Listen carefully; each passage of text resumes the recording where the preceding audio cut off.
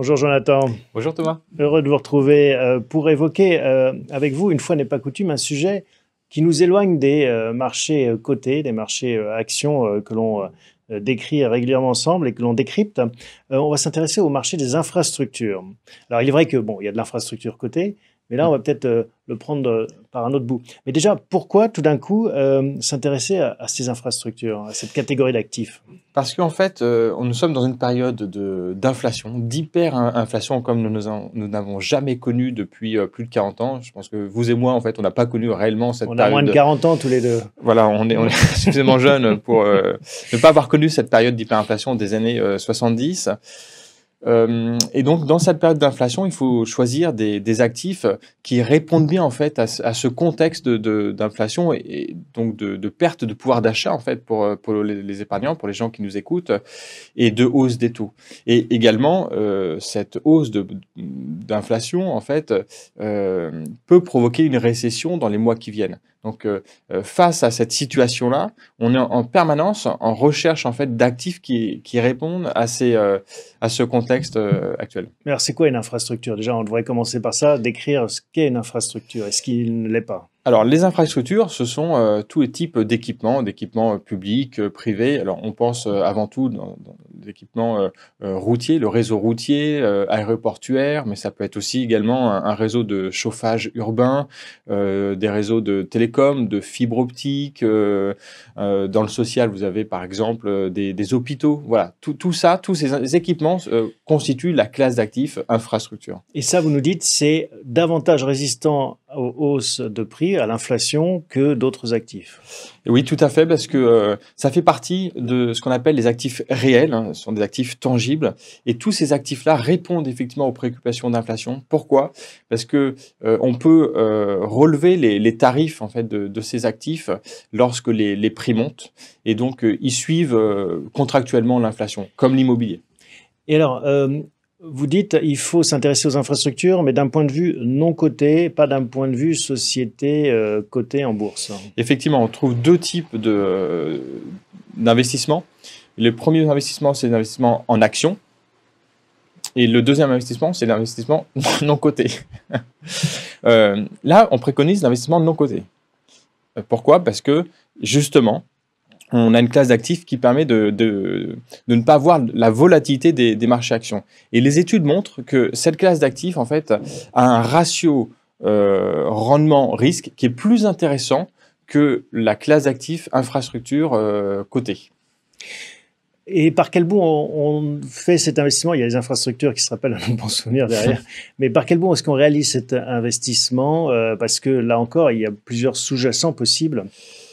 Oui, effectivement. Alors, je vous ai ramené un graphe. Alors, on va voir le graphique, en effet, avec les différentes catégories. Alors, c'est pas celui-ci. Alors, celui-là, on peut peut-être on peut le commenter aussi, en fait, puisqu'il est là. Donc, on redit l'avantage pour les clients, c'est que on est sur des actifs de très long terme, donc qui ont une récurrence des revenus, qui assurent une bonne visibilité sur les revenus à long terme. Et ça, pour un investisseur, c'est vraiment très confortable. On a un rendement attractif. On va en parler tout à l'heure, une diversification par rapport à toutes les autres classes d'actifs, et c'est ça qui apporte de la stabilité dans un portefeuille, c'est avoir des actifs qui sont décorrélés des autres actifs du portefeuille.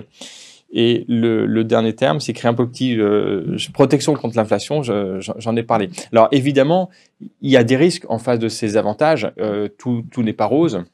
Lorsqu'on investit dans les infrastructures, il y a un certain nombre de risques qui sont évoqués ici. Par exemple, le risque de construction de l'infrastructure, ça peut, on l'a vu dans certains cas, hein, on a tous en tête par exemple le cas EDF, mais c'est vrai pour tout type d'infrastructure.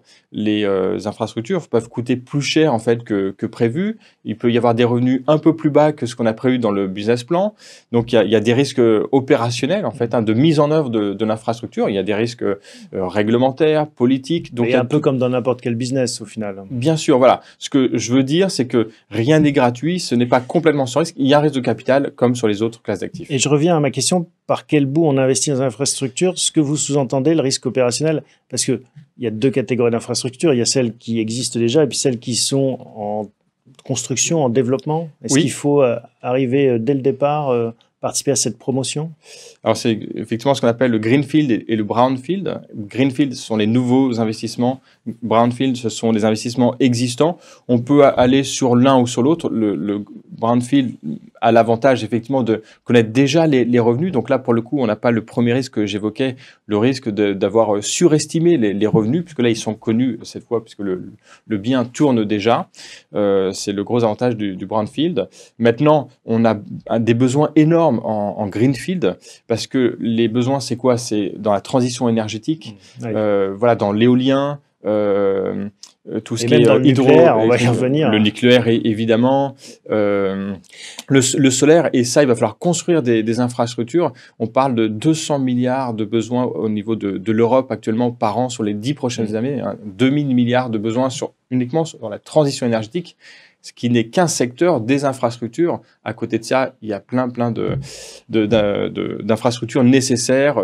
La SNCF a parlé cet été des besoins d'une centaine de milliards pour les infrastructures. Voilà. Si on cumule tous les besoins en fait en France, en Europe, on a des besoins absolument énormes. En France, les encours des fonds d'infrastructure fin 2021, c'était 36 milliards. Vous voyez, à côté de plus de 2000 milliards et plus, on est encore loin du compte. Donc, on a besoin de tout le monde pour investir dans cette classe d'actifs. Donc, de belles opportunités. Et alors, par quel vecteur on a investi? C'est l'objet de ce graphique dont on parlait tout à l'heure. Voilà, on y arrive. Donc, il y a deux types d'investissements, du moins risqué au plus risqué. Comme d'habitude, il y a la dette, donc tout ce qui est obligations et actions. À gauche, ce sont les obligations, à droite, ce sont les actions. Et dans chaque sous-catégorie, il y a encore une catégorie senior et junior. Donc tout ça pour expliquer, on ne va pas rentrer dans le détail, mais plus on va vers la droite, plus on prend du risque. Et plus on prend du risque, plus on peut attendre un rendement élevé. Donc ça, il faut savoir que ce sont des marchés de professionnels. Ce sont des institutionnels qui investissent. Oui, on n'y va pas en direct, on y va à travers des fonds.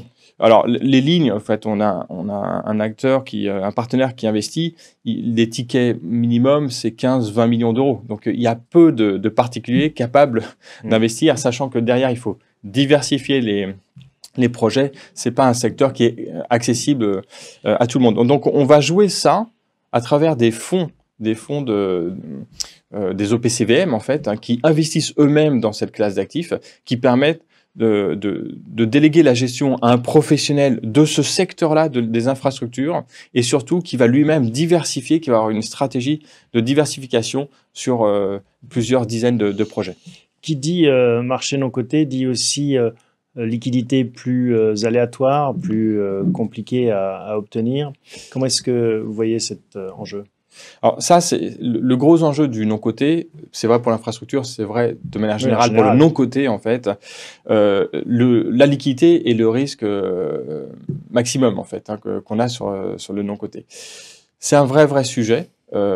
Et pour jouer ça, en fait, donc il faut diversifier pour pas être trop dépendant d'un seul projet, j'en ai parlé. Et ce qu'on propose, en fait, c'est de mettre ces OPCVM au sein d'un contrat d'assurance vie.